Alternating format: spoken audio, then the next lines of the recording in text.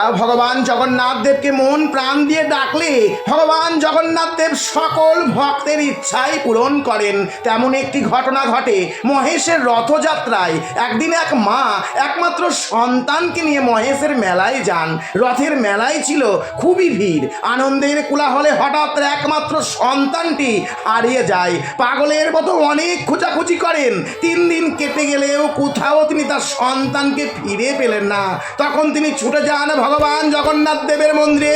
এক বুক কষ্ট নিয়ে ভগবানের কাছে গিয়ে কাঁদতে কাঁদতে বলেন, হে জগতের নাথ, তুমি যদি সত্যিই ভক্তের চোখের জলের কোনো মূল্য দাও, তাহলে আমার পুত্রকে আমার কাছে ফিরিয়ে দাও প্রভু। তখনই মন্দিরে এক পুলিশ অফিসার এসে সেই মাকে বলে, মন্দিরের ছোট্ট বাচ্চা ভগবান জগন্নাথ দেবের নাম নিয়ে খুবই কাঁদছে, বলছে সে হারিয়ে গেছে।